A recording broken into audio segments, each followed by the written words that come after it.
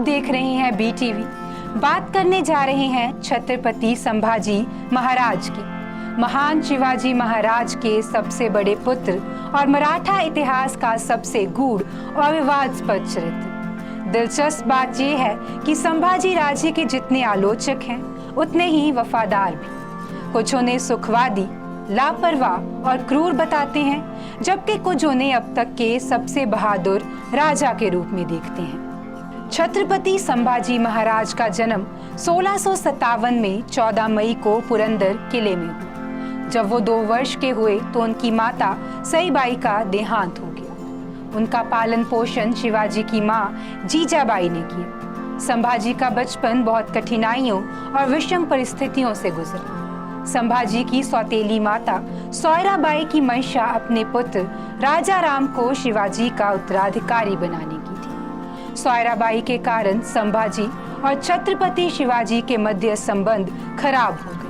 संभाजी ने कई मौकों पर अपनी बहादुरी भी दिखाई, लेकिन शिवाजी और उनके परिवार को संभाजी पर विश्वास नहीं हो पाया। ऐसे में एक बार शिवाजी ने संभाजी को सजा भी दी, लेकिन संभाजी भाग निकले और जाकर मुगलों से मिल गए। यह समय शिवाजी के लिए सबसे मुश्किल समय था। संभाजी ने बाद में जब मुगलों की हिंदुओं के प्रति नृशंसता देखी तो उन्होंने मुगलों का साथ छोड़ दिया। उन्हें अपनी गलती का एहसास हुआ और शिवाजी के पास वापस माफी मांगने लौट आए।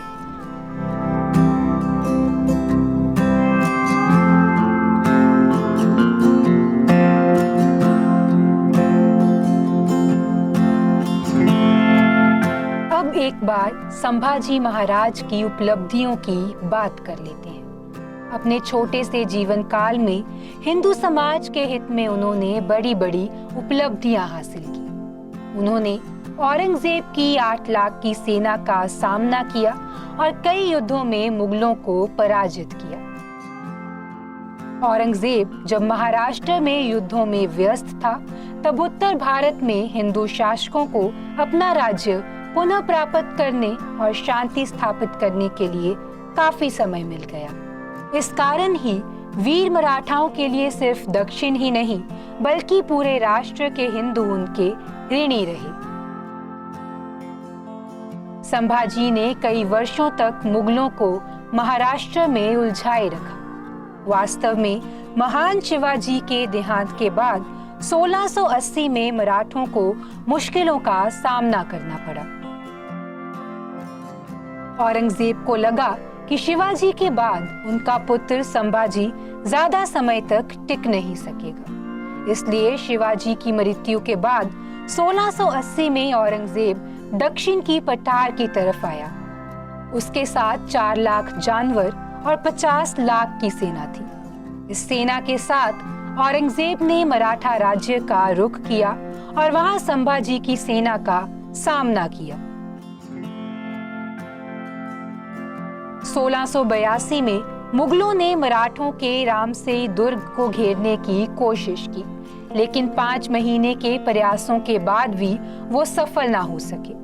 फिर 1687 में वाई के युद्ध में मराठा सैनिक मुगलों के सामने कमजोर पड़ने लगे।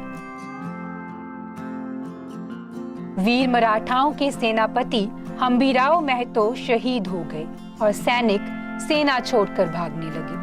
संभाजी इसी दौरान संगमेश्वर में 1689 की फरवरी को मुगलों के हाथ लग गए।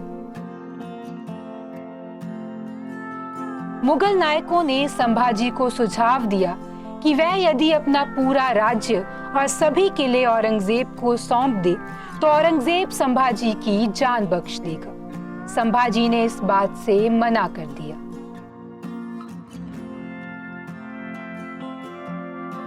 इसके बाद मुगल अपने उस उद्देश्य पर लौट आए जिसके लिए उन्होंने भारत पर आक्रमण किया था, जिसमें गैर मुस्लिम को मुस्लिम बनाना मुख्य कार्य था। संभाजी ये सब देखकर बहुत आहत हो रहे थे। ऐसे में संभाजी की हालत देख उन्हें फिर से औरंगजेब का ये संदेश आया कि वो यदि इस्लाम अपना लेते हैं तो उन्हें ऐशो आराम की जिंदगी दी जाएगी। लेकिन संभाजी ने साफ कर दिया कि आलमगीर देश का सबसे बड़ा शत्रु है और वे ऐसी कोई संधि नहीं कर सकते जो उनके राष्ट्र के सम्मान के विपरीत हो।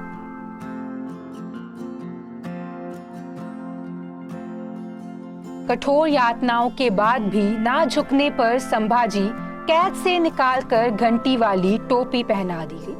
उनके हाथ में झुनझुना बांधकर उन्हें ऊंटों से बांध दिया गया और तुलापुर के बाजार में घसीटा जाने लगा। मुगल लगातार उनका अपमान कर रहे थे। औरंगजेब ने कई बार कहा कि वो संभाजी को क्षमा कर देगा, लेकिन वो यदि अब भी इस्लाम कबूल ले। लेकिन संभाजी ने मुगलों की एक ना मानी। औरंगजेब ने इससे क्रोधित होकर आदेश दिया कि संभाजी के घाव पर नमक छिड़का जाए, उन्हें घसीटकर औरंगजेब के सिंहासन के नीचे लाया जाए।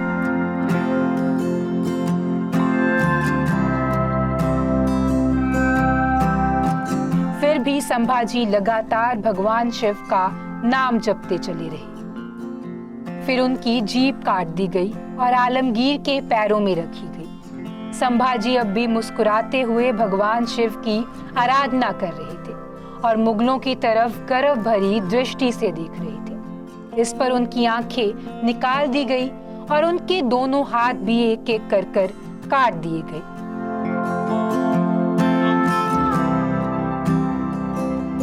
धीरे धीरे हर दिन संभाजी को प्रताड़ित किया जाने लगा।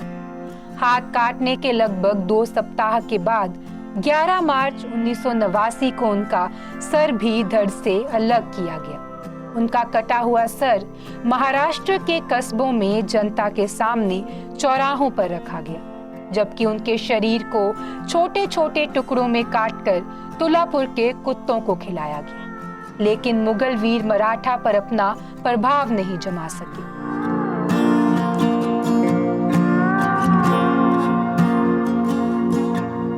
अंतिम क्षणों तक भगवान शिव का जाप करने वाले बहादुर राजा के इस बलिदान से हिंदू मराठाओं में अपने राजा के प्रति सम्मान, मुगलों के प्रति आक्रोश और भी बढ़ गया।